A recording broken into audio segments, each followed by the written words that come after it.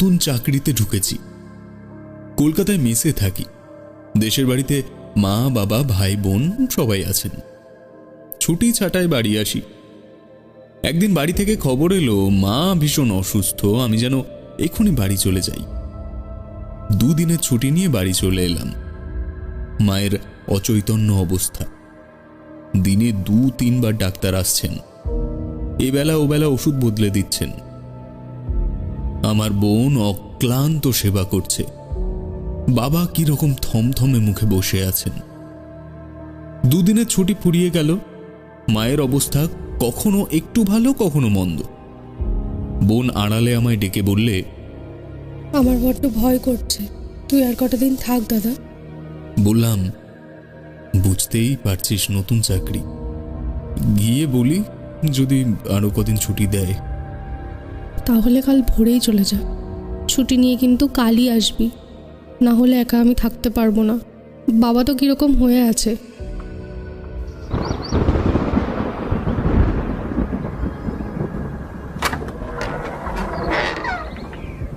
ভোর 5টায় উঠে রওনা হলাম।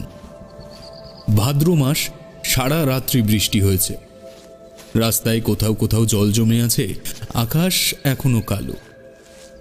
যে কোনো মুহূর্তে বৃষ্টি নামতে পারে। বোধহয় এই রকম দিন বলেই রাস্তায় একটা ঘোড়ার গাড়ি বা রিক্সা নেই। অগত্যা হাঁটা শুরু করলাম। স্টেশন ক্রোশখানেক দূরে। পথে কোনো একজনকেও দেখতে পেলাম না। আশ্চর্য, যারা রোজ যাতায়াত করে তারাও কেউ নেই। তাদের ঘুম ভাঙেনি নাকি? মনটা খুবই চঞ্চল। যদিও আজই ফিরবো, তবু কেমন যেন ভয় করছে। ফিরে এসে দেখতে পাবো তো? মনে পড়ল মাত্র 13 দিন আগের কথা। তখনও মা দিব্যি ভালো ছিল। মেসে জলখাবারের ব্যবস্থা নেই বলে মা 1 টিন মুড়ি আর নারকেল নাড়ু করে দিয়েছিল। বলেছিল, এবার যখন আসবি খালি টিনটা মনে করে আনবি, আবার মুড়ি দেব।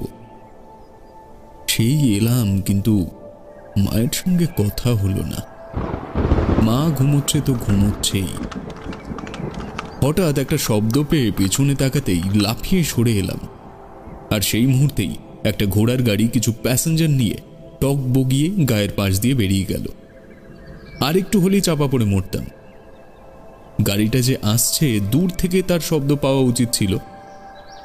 বোধহয় অন্যমনস্কতার জন্যই শুনতে পাইনি। যাক, গাড়িতে লোক দেখে বুঝলাম ডেইলি প্যাসেঞ্জাররা বেরোতে শুরু করেছে।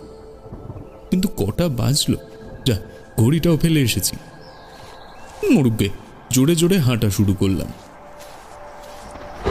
তখন এখনকার মতো শার্ট ট্রাউজারের চল হয়নি। পরনে ধুতি আর পাঞ্জাবি, কাঁধে একটা ব্যাগ। সাবধানে জল কাদা মাচিয়ে হাঁটছি। আকাশে মেঘ ডেকেই চলেছে, কিন্তু আবার বাধা। খাকি রঙের হাফ প্যান্ট পরে গেঞ্জি গায়ে আমার বাল্যবন্ধু দুর্গা দাস সদা ঘুম ভাঙা চোখে ওদের রকে বসে দাঁতন করছে। আমার দিকে চোখ বড় বড় করে তাকিয়ে হাসি হাসি মুখে বলল, এত ভোরে কোথায়? অগত্যা আমাকে দাঁড়াতে হলো আর মায়ের অসুখের কথা বলতে হলো।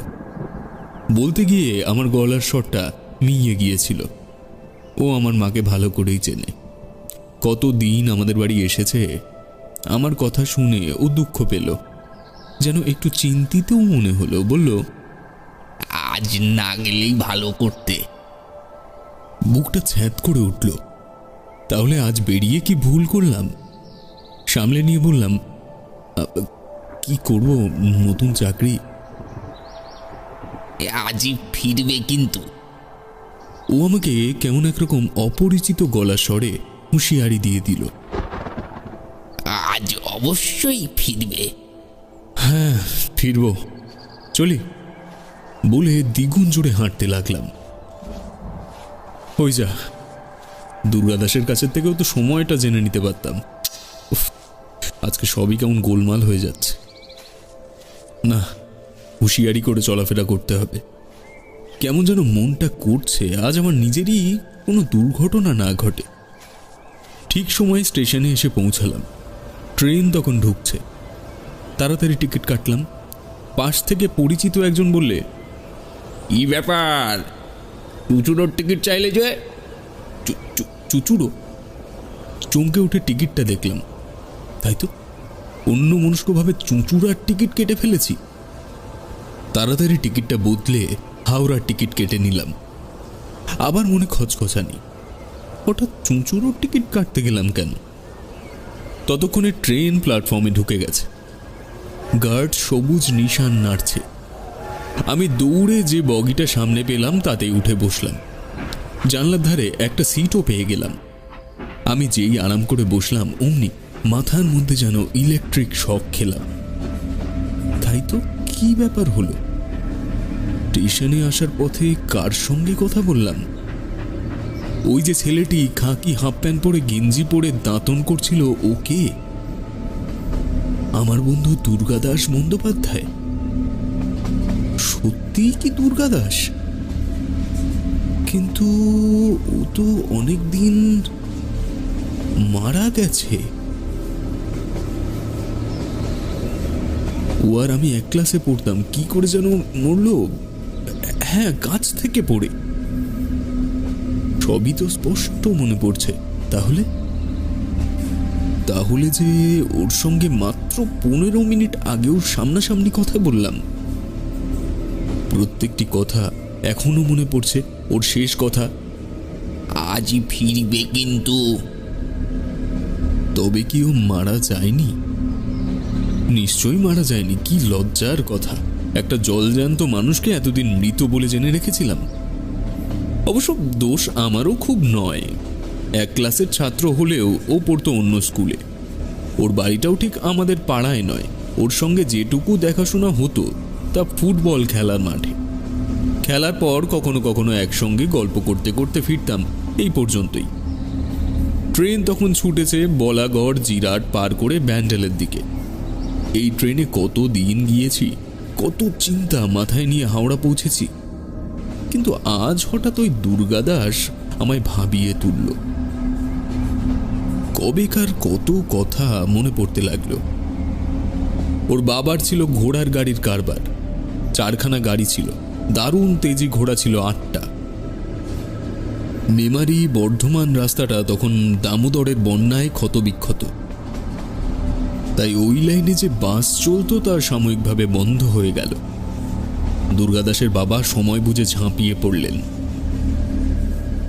সাতগেছেতে একটা আস্তানা করে 2খানা গাড়ি লাগিয়ে দিলেন। বাকি গাড়ি খাটাতে লাগলো এই শহরে। তখনও সাইকেল রিক্সার চল হয়নি। দুর্গাদাসের বাবা গাড়ির ব্যবসা করে বেশ 2 পয়সা করে নিলেন। দুর্গাদাস প্রায়ই বলতো, জানিস, আমার খুব শখ বড় হয়ে ঘোড়ার গাড়ির ব্যবসা করব। বলতাম, ভালোই তো। ও হেসে বলতো, তা বলে কচুয়ান রেখে নয়, তাহলে আমি নিজেই গাড়ি চালাবো।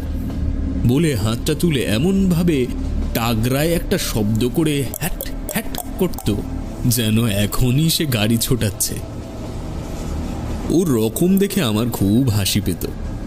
তারপর একদিন আমাদেরই রাস্তায় ওকে দেখলাম ঘোড়ার গাড়ির ওপরে কচুয়ানের পাশে খুব খুশ মেজাজে বসে রয়েছে। আবার কচুয়ানের হাত থেকে মাঝে মাঝে লাগামটা নিজের হাতে টেনে চাবুক ঘুরিয়ে নিজেই চালাচ্ছে। আমায় দেখে গাড়ি থামিয়ে এক মুখ হেসে চেঁচিয়ে উঠল, এই দোস্ত, গাড়ি চালাবি?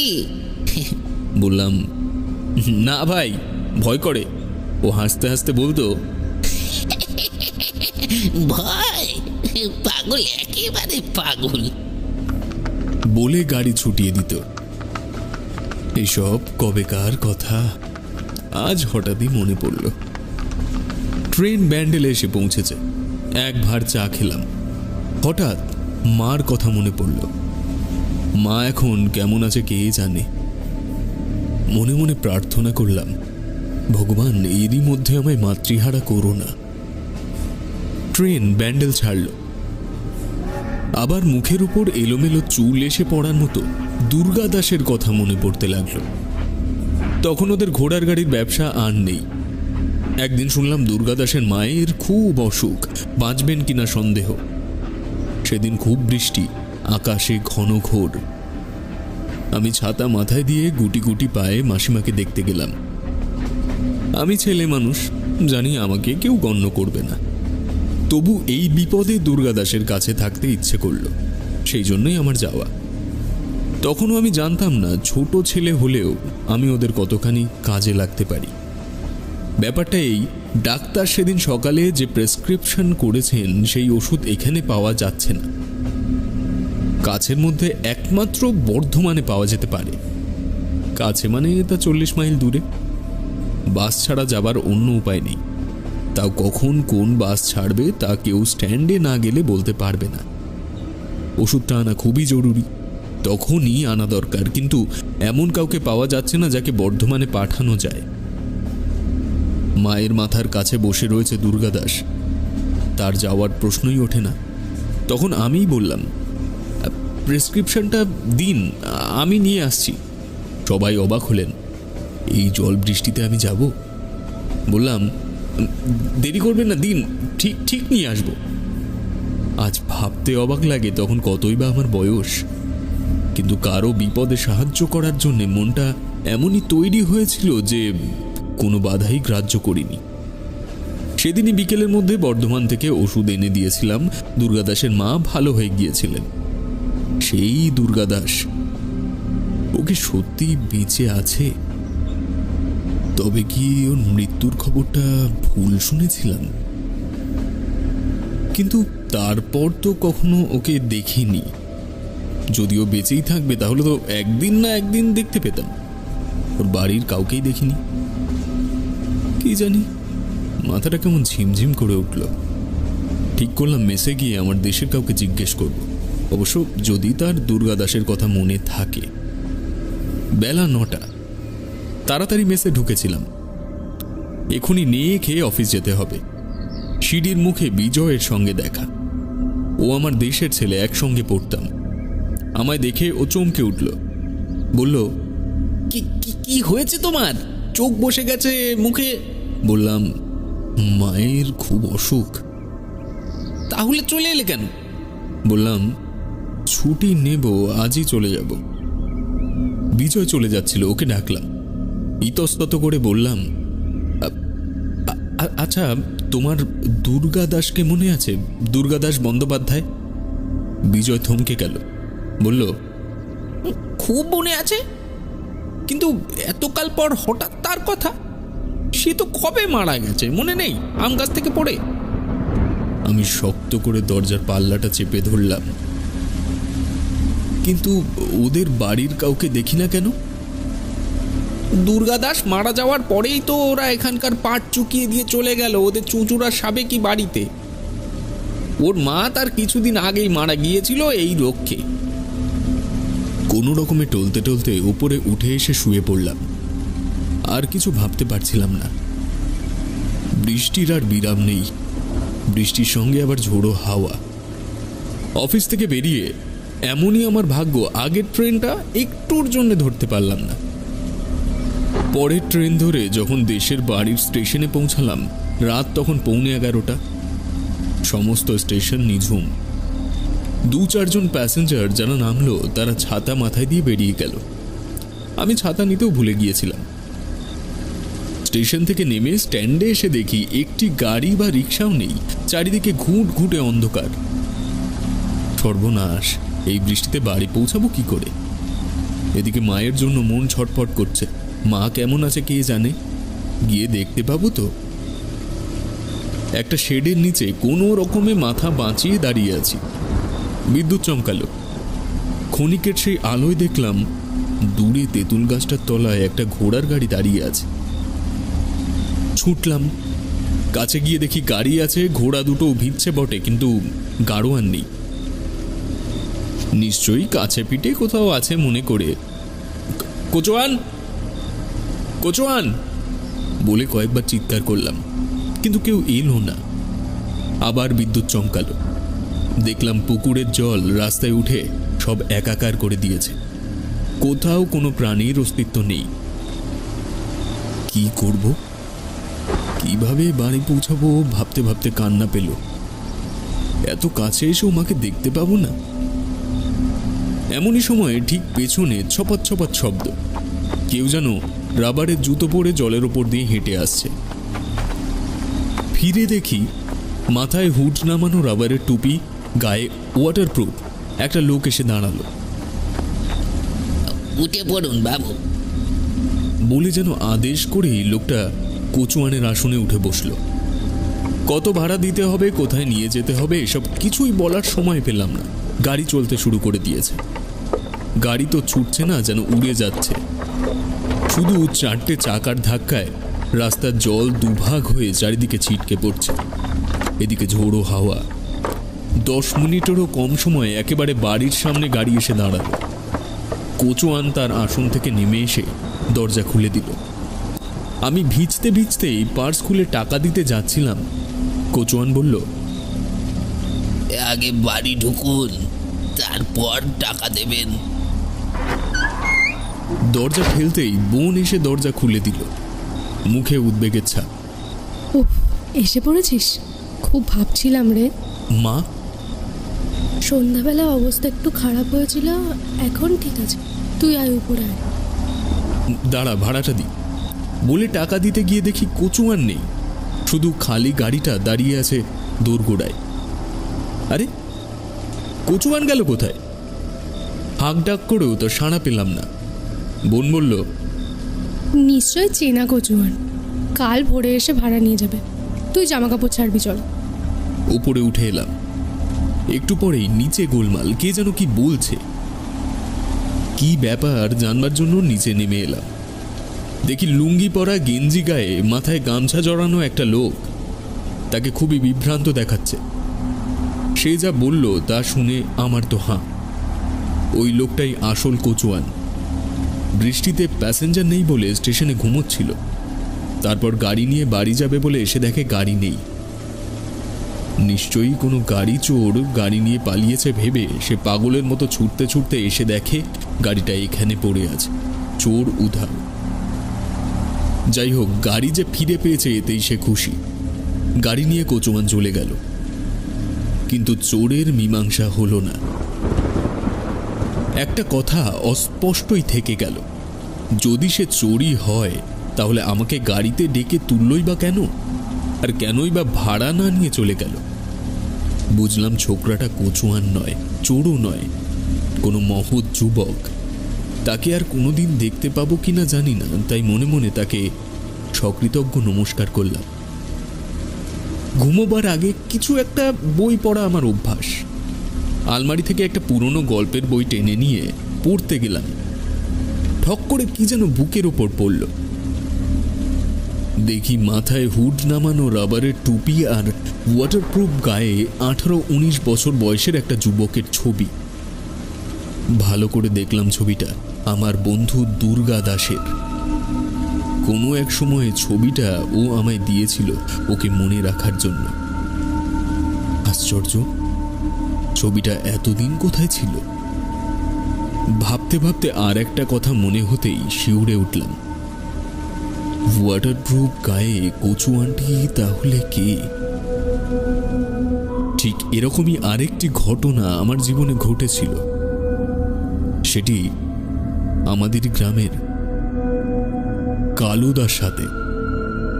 এই ঘটনা হয়তোবা আপনারা কেউ কেউ জানেন, আবার কেউ কেউ জানেন না। তবে সে দিনের কথা মনে পড়লে আজও বুকের ভেতরটা শুকিয়ে যায়। তাহলে বলি, শুনুন। হাওড়ায় বিখ্যাত কালো সেনের নাম কে না শুনেছে? এত বড় একজন যাত্রা দলের ক্ল্যারিওনেট বাদক তখনকার দিনে আর কেউ ছিল না। কালো সেনের ক্ল্যারিওনেট ছাড়া জমতই না কোনো যাত্রার আসর। তা সেই কালো সেন একবার ভূতের পাল্লায় পড়েছিলেন। কিরকম? শোনো তাহলে গল্পটা। আমি শুনেছিলাম আমার মামা, যাত্রা জগতের এক দিকপাল অভিনেতা চণ্ডী ব্যানার্জির কাছের থেকে। সেবার মসলন্দপুরের কাছে কোনো এক গ্রাম থেকে যাত্রার বায়না এসেছিল আমাদের। কোনো এক গ্রাম বলছি এই কারণে যে গ্রামের নামটা আমার ঠিক মনে নেই। তখন বৈশাখ জ্যৈষ্ঠ মাস, প্রচণ্ড গরমের দিন। সেই গ্রামে 24 প্রহরার হরিসভা উপলক্ষে যাত্রা। আমরা সবাই শিয়ালদা থেকে ট্রেনে রওনা হলাম মচলন্দপুরের দিকে। কয়লার ইঞ্জিনের গাড়ি, ঝিকিঝিকি করে ছুটে চলল গাড়িটা। আমাদের দলের সমস্ত অভিনেতা এবং অন্যান্য কলাকুশলীরা আছেন, নেই শুধু কালুদা। কালুদা আমাদের অনেক আগে সকালের গাড়িতে চলে গেছে। তার কারণ এই লাইনেই কোথায় যেন তার মেয়ের বাড়ি। তার সঙ্গে একটু দেখা করে মচলন্দপুর স্টেশনে হাজির হবেন, এই রকমই কথা ছিল। তা ট্রেনে যেতে যেতে আমরা দেখতে পেলাম ঘন কালো একটা মেঘ ধীরে ধীরে আকাশটা ছেয়ে ফেলছে। দুপুর গড়িয়ে বিকেল হয়েছে তখন, কিন্তু সেই বিকেলেও যেন সন্ধ্যের অন্ধকার ঘনিয়ে এলো। তবে যে প্রচণ্ড গরমে হাঁসফাঁস করছিলাম আমরা, তার থেকে কিন্তু অব্যাহতি পেলাম। খানিক বাদেই ঝড় উঠল, কাল বৈশাখীর ঝড়। ঝড়ের গো গো শব্দ মনে হলো ট্রেনটাকে উড়িয়ে নেবে বুঝি। আমরা ধুলোর হাত থেকে বাঁচবার জন্য ট্রেনের জানলার কাচ উঠিয়ে দিলাম। একটু পরেই শুরু হলো বৃষ্টি, সেই সঙ্গে ন্যাপথালিনের মতো শীল। যত দূর চোখ যায় শুধু বরফের আস্তরণ। তবু তারই মধ্যে আমরা সন্ধ্যের মুখে মচলন্দপুর ট্রেন থেকে নামলাম। অত জল ঝড়েও দুটি গরুর গাড়ি আমাদের জন্য অপেক্ষা করছিল। আমরা স্টেশনের ওয়েটিং রুমে গিয়ে বসতেই যাত্রার আয়োজকরা এসে দেখা করলেন আমাদের সঙ্গে। বৃষ্টি তখনও পড়ছিল এবং বেশ ঝিমঝিমিয়ে।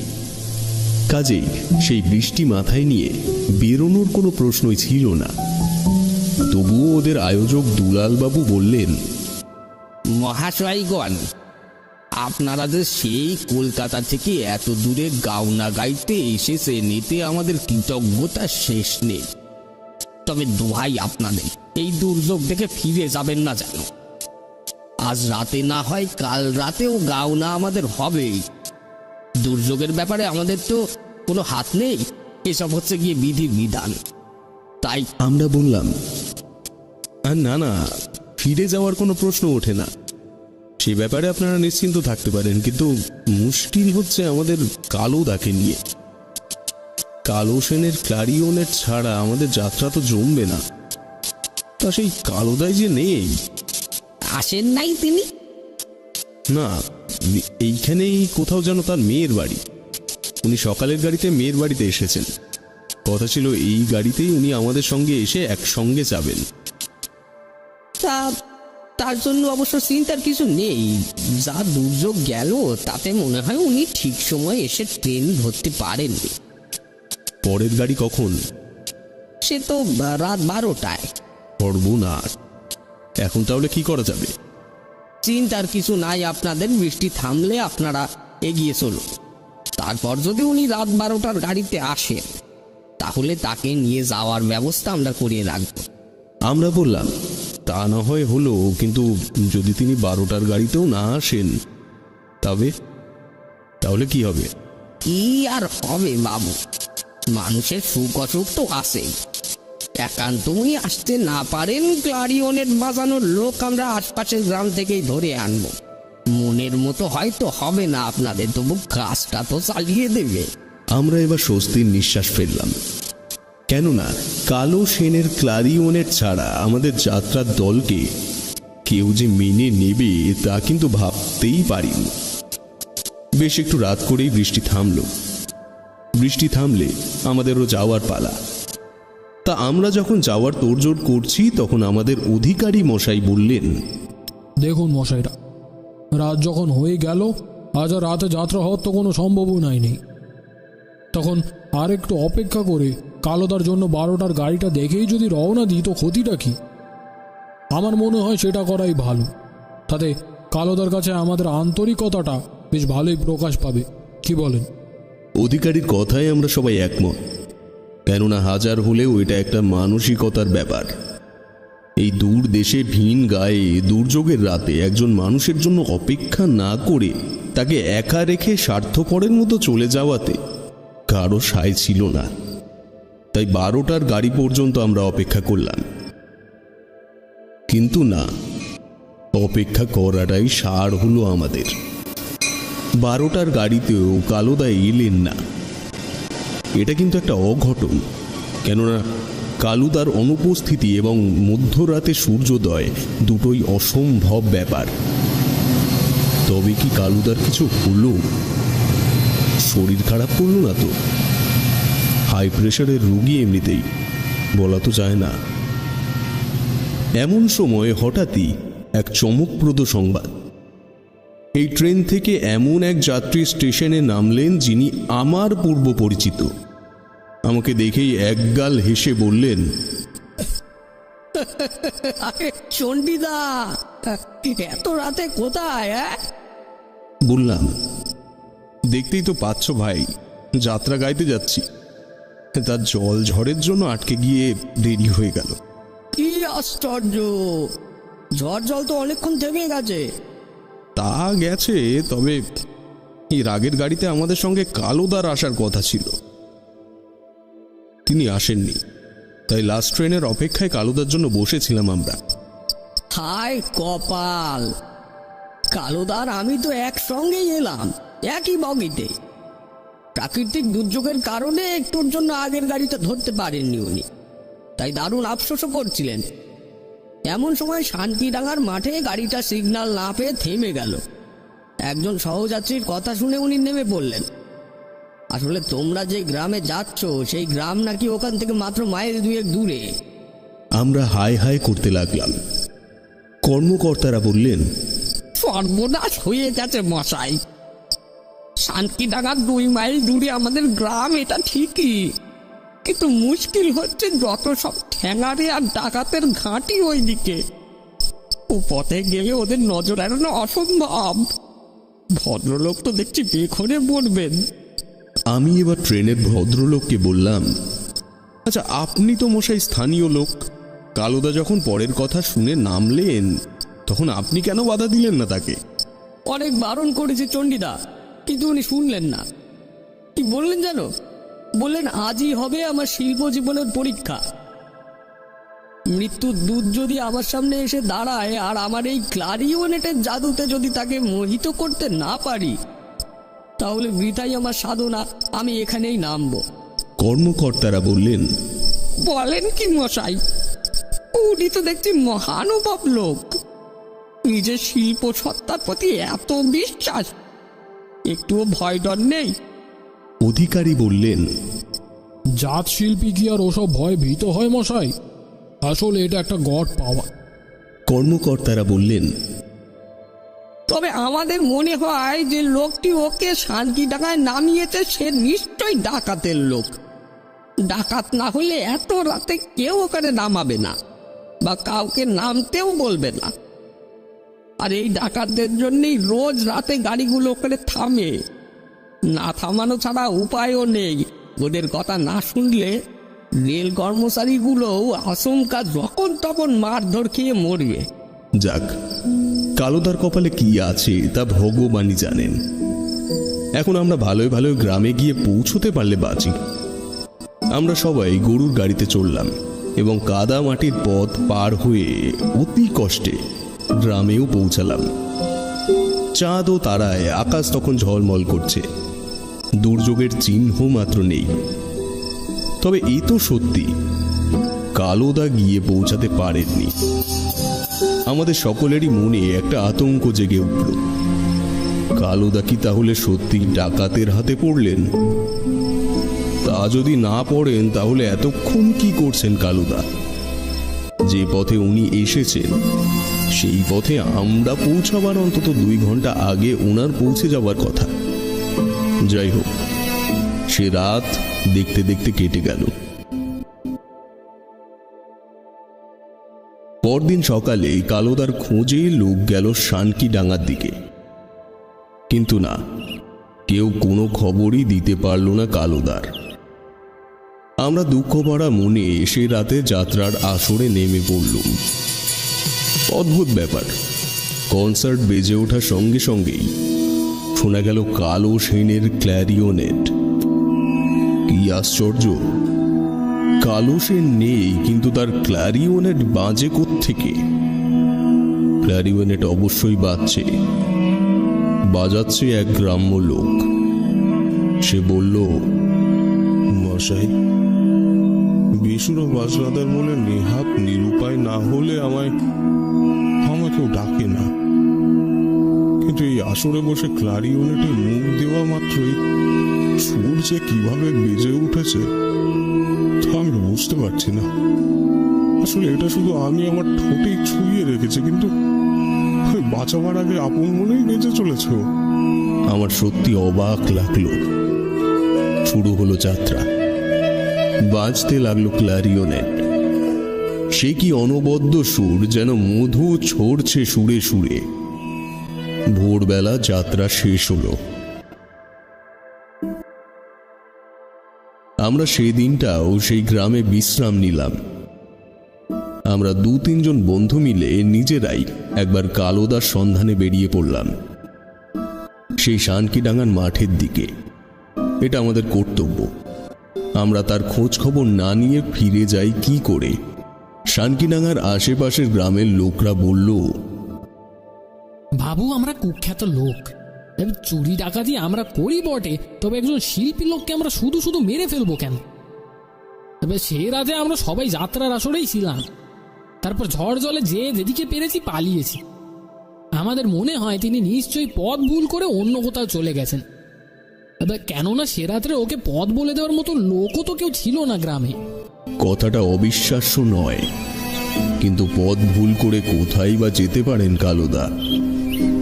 তবে কি কালোদা মারা গেছেন?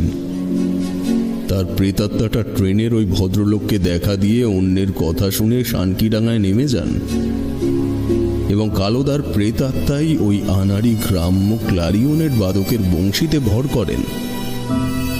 এই রকম ভেবে চিনতে ফিরে আসছি, হঠাৎই কানে এলো সেই সুর। বেশ ভালো করে কান পেতে শুনলাম দুরাগত সেই বংশীধ্বনি। আমার সঙ্গীদের বললাম, শুনছিস? শুনছি তো। কালো সেনের ক্লারিওনেট। ডাকাত গ্রামের লোকেরা বলল, বাবু, এই বাঁশিটা কিন্তু পরশু ঝড় জলে রাত থেকে একভাবে বেজে চলেছে। আমরা ভাবছি আপনাদেরই যাত্রা দলের কেউ বোধহয় বাজাচ্ছে। কিন্তু শব্দটা আসছে কোন দিক থেকে? পোগলার বন পার হয়ে সাপের কামড় এড়িয়ে শ্মশানের দিকে বাঁক নিতেই ক্লারিওনেটের সুর প্রকট হলো। আর শ্মশানের কাছাকাছি যেই না গেছি, অমনি আনন্দে উল্লাসিত হলাম আমরা। সে কি অপূর্ব সুর! কালো সেনের ক্লারিওনেটের জাদুতে সেই বনাঞ্চলে নিভৃত শ্মশানে যেন মরা গাছে ফুল ফুটেছে। আহা, এই না হলে কালোদা! আমরা পায়ে পায়ে এগিয়ে গেলাম। গিয়ে দেখি এক অদ্ভুত কাণ্ড। শ্মশানের পরিত্যক্ত একটি মাটির ঘরে দামি কার্পেটের আসনে রাজার পোশাক পরে বসে আছেন কালুদা। মাথায় উষ্ণীষ, কপালে চন্দন টিপ, গলায় গন্ধরাজের মালা। কালুদা মুদিত নয়নে এক মনে তার ক্লারিওনেট বাজিয়েই চলেছেন।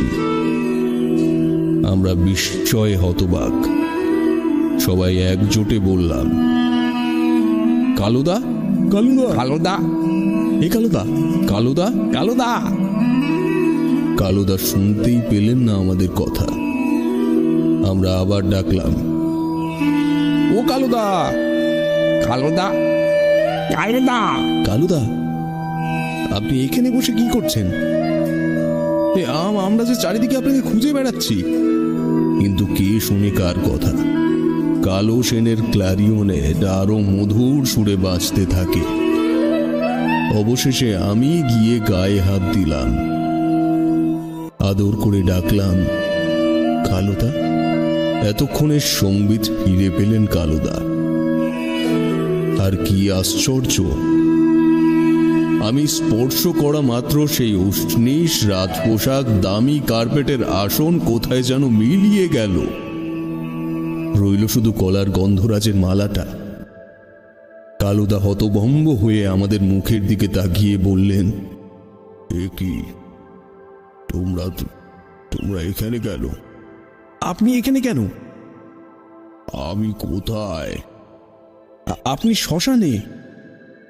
শ্মশানে? আমি মারা গেছি নাকি? না, এখনো মরেননি, তবে আমরা না এলে মরে যেতেন। কালুদাকে আমরা ধরাধরি করে তুলে দাঁড় করালাম। কালুদা বললেন, কি ব্যাপার বলো তো? কি থেকে কি সব হয়ে গেল জানো? আমি তো কিছুই বুঝতে পারছি না। আর বুঝে কাজ নেই, আপনাকে যে আমরা ফিরে পেয়েছি এই আমাদের বাপের ভাগ্যি। এখন চলুন আমাদের সঙ্গে, একটু চান খাওয়া করে সুস্থ হবেন। কালুদা বললেন, খাওয়া? আমার যথেষ্ট হয়েছে খাওয়া। পরে সব শুনবো, এখন চলুন তো। আমরা কালুদাকে নিয়ে গ্রামে ফিরলাম। কালুদাকে ফিরে পেয়ে আমরা যত না খুশি, তার চেয়ে বেশি খুশি যেন গ্রামবাসীরা। কেননা তারা সবাই একটা মস্ত বড় বদনামের হাত থেকে বাঁচল। কালুদাকে ফিরে পেয়ে ওর একটু সেবা শুশ্রূষা করে জিজ্ঞাসা করলাম, একটু মনে করে দেখুন তো কালুদা, কি থেকে কি হলো? মানে মানে আপনি কিভাবে ওই ভাঙা চালা করে গিয়ে ঢুকলেন? না কালুদা বললেন, সব মনে পড়েছে আমার। বলে তিনি যা বললেন তা হলো এই, সেদিন আমি যখন মেয়ের বাড়ি থেকে ফিরছি তখন পথে হঠাৎ ঝড় জলে আটকে গেলাম। সে কি দারুণ প্রাকৃতিক দুর্যোগ! সেই দুর্যোগ মাথায় নিয়ে যখন আমি স্টেশনে পৌঁছালাম তখন সবে ট্রেনটা প্ল্যাটফর্ম ছেড়ে বেরিয়ে যাচ্ছে। কি আর করি, পরের গাড়ির জন্য অপেক্ষা করতে লাগলাম। পরের গাড়ি 3 ঘন্টা পর, তবু বসেই রইলাম। তা গাড়ি এলো, চাপলাম। সহযাত্রীদের সঙ্গে আলাপ হতে তারা বললেন, আপনি বৃথায় চিন্তা করছেন, আজ রাতে এই পরিস্থিতিতে যাত্রা অসম্ভব, আপনি ধীরে সুস্থে নিশ্চিন্তে যান। আমিও তাই চললাম। হঠাৎ এক জায়গায় ট্রেনটা সিগন্যাল না পেয়ে থেমে গেল। একজন সহযাত্রী বললেন, এখান থেকে মাত্র 2 মাইল হেঁটে গেলেই আপনার গন্তব্যস্থল। তবে কিনা জায়গাটা ভালো নয়, ডাকাতের আড্ডা এখানে, রাতে এই পথে যাওয়া অসম্ভব। আমি বললাম, তাহলে আমি এইখানেই নামব। আমাকে অনেকেই ওখানে বারণ করলেন, কিন্তু আমি কারোর কথাই শুনলাম না। আমি সেই অন্ধকারের মাঠের মাঝখানে ট্রেন থেকে নেমে পড়লাম। সবে 2-1 পা এসেছি, এমন সময় দেখি মাঠের ওপর দিয়ে মশাল জেলে একটা পালকি বেয়ারা সমেত এসে হাজির হলো আমার সামনে। তারা বলল, এত রাতে আপনি কোথায় যাবেন? আমি আমার পরিচয় দিতেই আনন্দে লাফাতে লাগলো তারা। বলল, আরে আমরা তো আপনাকেই নিতে এসেছি। আমি বললাম, কিন্তু আমি যে এখানে নামবো তা আপনারা জানলেন কি করে? তারা বলল, জানতাম, কেননা ট্রেন তো এখানে থামে, তাই ভাবলাম যদি আপনি বুদ্ধি করে নেমে পড়েন তাহলে খুব ভালো হয়। আসুন আসুন বসুন। এই বলে আমাকে বসিয়েও নিল গাড়িতে। আমি নির্ভয়ে চেপে বসলাম তাতেই। এরপর ওরা আমাকে ওই বাড়িতে নিয়ে যায়। তারপর কত কি যে খেতে দিল তার ঠিক নেই। খাওয়া দাওয়া হলে ওরা বলল, আপনি অত্যন্ত গুণী লোক, আমাদের খুব ইচ্ছে যে প্রাণ ভরে আপনার একটু বাঁশি শুনি। আমি অবাক হয়ে বললাম, আপনারা কারা? ওরা বলল, আমরা যেই হই না কেন, আপনার কোনো ভয় নেই, আমরা কেউ কখনো ক্ষতি করব না আপনার, আপনি বাজান। আমি ক্লারিওনেটে ফুঁ দিলাম। তার সঙ্গে সঙ্গে দেখি কি এক অদ্ভুত কাণ্ড। শ্মশান সংলগ্ন সব কটা গাছের ডালের ভেতর থেকে দলে দলে সব ছায়ামূর্তিরা বেরিয়ে এসে নাচ শুরু করলো। আমার পোশাক পরিচ্ছদ সব পাল্টে গেল, আর আমিও যেন কেমন হয়ে গেলাম।